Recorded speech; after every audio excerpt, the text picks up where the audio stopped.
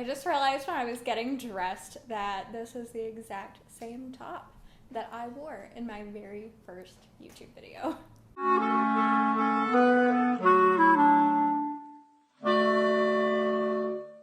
Hey everybody, welcome back to my channel. I'm so excited about this video because I've been on YouTube for 1 year tomorrow.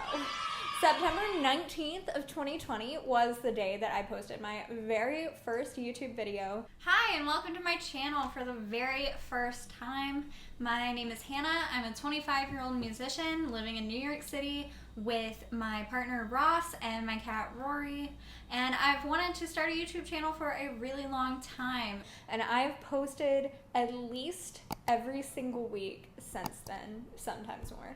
This feels like such a huge milestone for me because I had wanted to be a YouTuber for years, like since YouTube became a thing. I can remember watching Jenna Marbles and Miranda Sings back in the day and being like, this is so fun, I want to do this.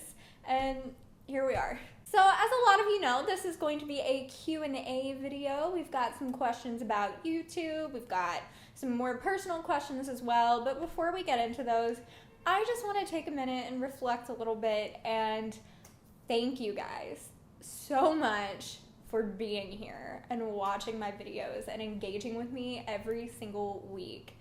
You guys just absolutely make my day every Saturday. You're so amazing. There are so many of you that I can just count on commenting every week. You comment every single week, and I love nothing more than interacting with you. I know that this is nothing major, but I wanted to do something to thank you guys more than just saying it into the camera. So if you would like to send me your mailing address, you can either DM it to me at TheRealHannahLee on Instagram, or you can email it to me at hannahleeclarinet@gmail.com, and I will send you a thank you note in the mail.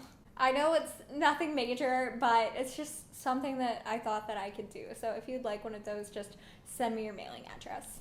For any of you that do that, the return address is going to be a P.O. box in Virginia because I don't have a P.O. box here, and my mom was kind enough to say that I could use hers for this. So if you do want to send anything back, you totally don't have to, but if you want to, you can send it back to that address and she will make sure that I get it.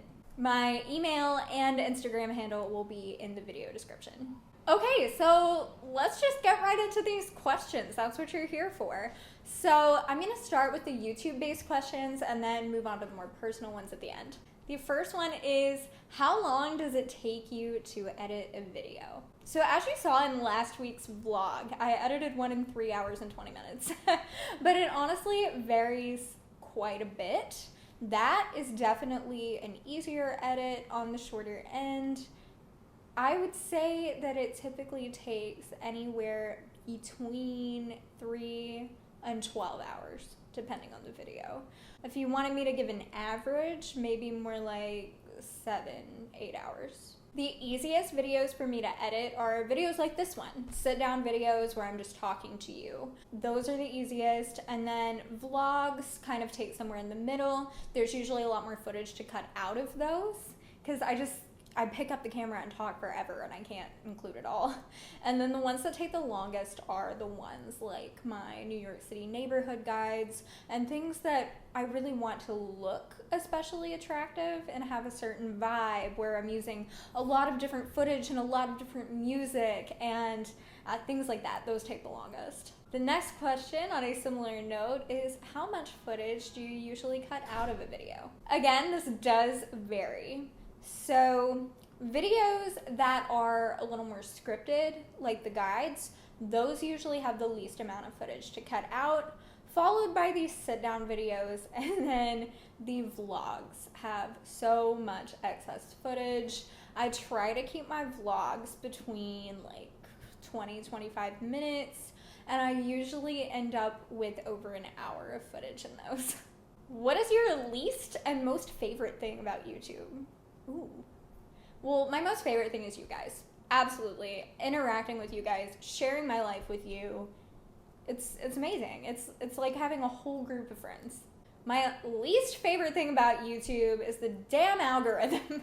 I don't know how familiar you guys are with the way that the YouTube algorithm works, but it can really be a pain. Sometimes I'll post a video that I expect to do really, really well, and then it just doesn't. It doesn't get many views, and then I'll post a video that I don't expect to do as well, and it does super well, and sometimes there just doesn't seem to be a whole lot of rhyme or reason to it. Oh, I like this one. I have my questions on my computer screen right off camera, but this one is, how did you decide what you wanted your channel to be about? So this was a whole combination of things. Primarily what I like to watch. So I like to watch content about New York City. Absolutely. Some of my favorite channels are Sarah Funk's and John Barr's, and my friend Action Kids videos are all fantastic. And I also like to watch vloggers. Christy Better is a New York City vlogger that I watch all the time. I definitely picked up some inspiration from her. Colleen Ballinger vlogs literally every day of her life pretty much, and I watch all of them. And I really love the way that you get to know the person and really get invested and care about their lives, and kind of feel like you have this relationship with them, which I'm not trying to sound like you know somebody from watching their videos. That is absolutely not the case. You are seeing snippets of their lives, but you do get this insight that you don't get with just informational type content as much. And I wanted to make that kind of informational New York City content, but I also wanted to kind of feel like I had this relationship with the people who were watching me. So that's kind of how I fell into this niche a little bit. Definitely back at the beginning, I was less clear on what kind of videos I was trying to make. So it was also just a little bit of trial and error and seeing what I liked making and what other people liked watching. Like if you go back sort of more toward the beginning of my channel, there are videos that would not be on here today because they just don't really fit. But I do like those videos. There are some of them that I really like. There was one where I did Ross's makeup. That was a lot of fun. Open? Oh yeah, men love it when you really glob it on. Am I pretty? Not yet, sit down.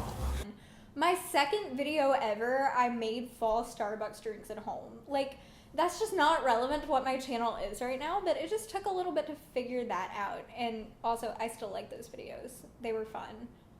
Let me know if you would like to see some more stuff like that. What is your favorite video that you have ever posted? That's really hard. I don't know. Honestly, this is so silly. The first one that comes to mind for me is one, again, that doesn't so much fit with the niche of my channel now, although I would do it again. One of my very first videos, I threw Rory a birthday party. And I love that video so much. I've gone back and watched it so many times. I bet half the views are from me, but it's just so cute. It's so cute. And I know you guys probably don't like that one as much as I do because she's my cat and I'm obsessed with her, but I loved that video. I will link that and anything else that I mention here in the description. But as far as content that I'm like the most proud of, I really like my neighborhood guides. I work really hard on those. It was really fun making all of my apartment hunting videos as well. I watched so many of those, so that just felt really cool that I was doing that. This is the sweetest question. Like, it is so nice that someone asked this, and that is, what can we do to help you grow your channel? So nice. Okay, and this doesn't just apply to me. This applies to any content creator you watch. If you want to help somebody do these things. But the main thing, watch my videos. Watch them all the way through. The watch time really helps. That's one of the major metrics that YouTube keeps up with, is how long someone is watching my video, because their goal as a platform is to keep people watching and keep people on YouTube as long as possible. So watching my videos all the way through and engaging with them, liking, commenting, so important. Even disliking. Did you know that to the YouTube algorithm, liking and disliking is the same thing? So even if you're a hater, just hit that dislike button. Really though, the engagement helps so much. So just keep liking the videos, keep commenting on the videos. And if you're here and you're not subscribed, why don't you go ahead and do that as well? Because that helps. Once I hit 1,000 subscribers, I can monetize my videos, which would be absolutely fantastic. You know, I enjoy doing this and will do it for free. But if I were making money doing this, I could prioritize it even more and spend even more time on it, and that would just be so fantastic. You can also share my videos with anybody that you think might like them. Share them on your social media. If you have a friend who's into content like I make, send this their way. That's helpful as well. And you can also use my affiliate links. I have Amazon affiliate links in the description of all my videos. If you buy anything through those links, even if it's not the thing you click on, like if you click on my link and then search for something else and buy it, I get commission from that. So, you know, if you're just shopping on Amazon anyway, I would never just tell you to buy anything. You totally don't have to. But if you're shopping on Amazon anyway, like maybe go through my link. And thank you so much for asking that. That is so sweet. Are you considering doing Vlogmas? I was so excited to see that somebody asked this because even though it is September, yes, I am already thinking about the potential of doing Vlogmas. And I want you guys to tell me in the comments, let me know if you would watch that. If you're not familiar what Vlogmas is, it is when you vlog every single day of December and post the vlog every day leading up to Christmas. So it's a lot of work. It's very intimidating to think about doing that. So I just want to be sure that it's something that you guys are interested in. I do think I would like to try it, but let me know if you would watch that. Like, I'm sure some of the vlogs would be a little mundane, but I would love to do it if you guys want to see it. And the last YouTube related question that I got several variations of was essentially, what have you learned? Or what have you learned in the past year being a YouTuber? Tell us about things that you've learned. And I have learned so incredibly much. When I made my first YouTube video, I had no idea how to edit a video. The most video editing I had ever done was like taking a recording of an entire recital that I gave and like cutting the pieces out and making them separate. Like, I had never done any more editing than that, and I just kind of learned from scratch. And one of my favorite things that people tell me sometimes is that they like the way that I edit, and I just take that as such a compliment because in the beginning I had no idea what I was doing, and I just picked it up all as I went along, and I was really surprised to realize how much I enjoy editing. I think the idea of editing was one of the things that stopped me from starting a channel for so long. I was very intimidated by it. I've also learned how to present myself better on camera. I've learned what looks good and what doesn't. I've learned weird speech habits that I have, using weird patterns or giggling too much like I just did. I just giggled, and I have gotten hate comments about giggling. And I think that the most important thing that I've learned is just that I absolutely should be doing this.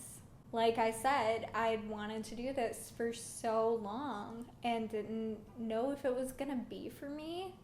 And I think the fact that I've posted every week for a year now shows that, yeah, this is for me. I really love doing this, and I can't believe that there are people out there who watch me and enjoy watching my videos. That's so cool to me.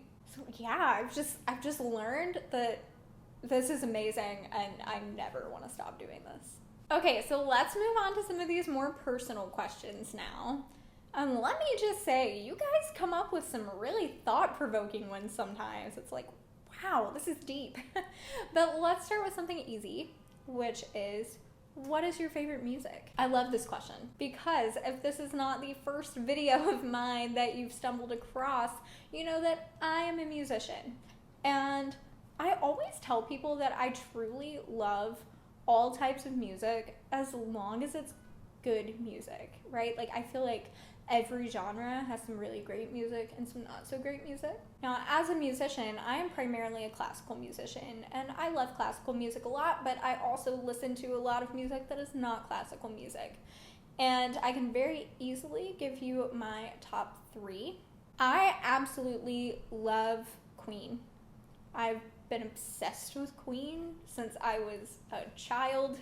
They're absolutely fantastic, and if you disagree, I'm sorry, but you're wrong. I also love Panic at the Disco. They were maybe my first, favorite band that I really obsessed over. The first album came out when I was about 12 years old, so it was prime time for obsessing over bands and things. And I just think Brendan Urie is fantastic. I've seen them live twice. He is such an amazing performer. Fun fact, I've also seen Queen live, even though there are only 2 remaining original members now. I saw them a couple of years ago here in New York for the Global Citizens Festival with Adam Lambert singing, and that was amazing. I also really love Bleachers. You might not be familiar with Bleachers, but you're probably familiar with Jack Antonoff. He is more well known for being a producer. He produces a lot of major pop albums. He's produced Taylor Swift stuff and Lord's new album. He just did that and has worked on a lot with Lord. But he also writes and performs his own music under the name Bleachers, and it's just incredible. The album Strange Desire, I always say, honestly changed my life. So good. I could go on about this for way too long, so I'm gonna stop. What is the best and worst grocery store in New York City? That's really funny and very easy. The best one is Trader Joe's, bar none. I'm a Trader Joe's loyalist. And even easier, the worst one is Gristedes. Do not go there. It's awful. It literally looks and smells like a discount store, but the groceries are like $1 million. Let me tell you guys, and I'm ashamed to admit this, I once paid $11 for a pound of ground beef at Gristedes. Why did I do this? I'd been out all day, and I used to live a block from a Gristedes, and I didn't want to go any further. And I was there, and I just bought it, which was stupid, but are you kidding me? Listen, New York is expensive. It is not that expensive. You should not pay $11 for a pound of ground beef. This one's intense. What is the most tragic and the best thing that has ever happened to you?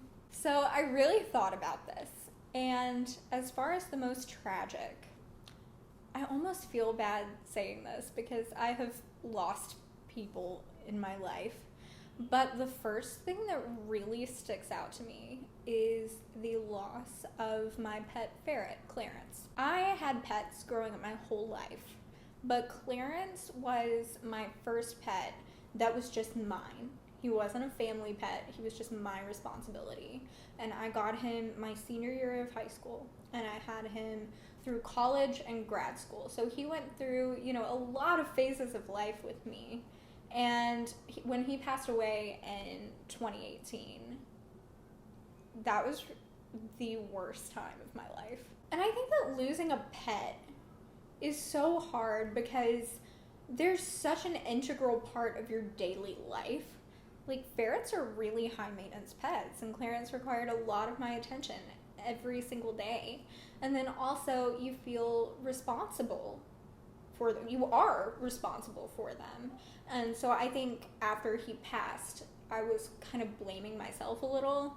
Like, there was something I could have done, even though I know that I couldn't have, but I definitely thought about that and ruminated on it a lot. So that was incredibly hard. I truly don't think I can even pick a best thing that's ever happened to me. There are a lot of great things that have happened to me. Moving to New York, finding Ross, getting into grad school at one of the best music schools in the country that I never thought I could get into.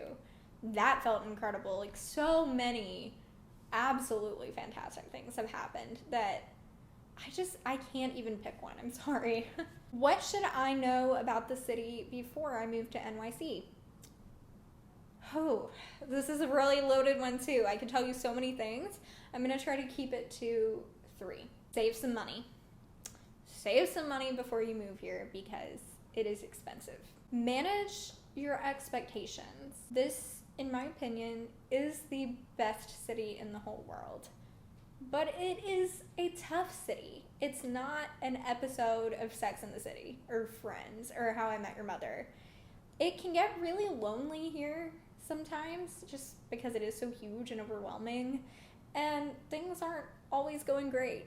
But as long as you manage your expectations, I think you'll grow to love it. I loved it right away. I've never stopped loving it.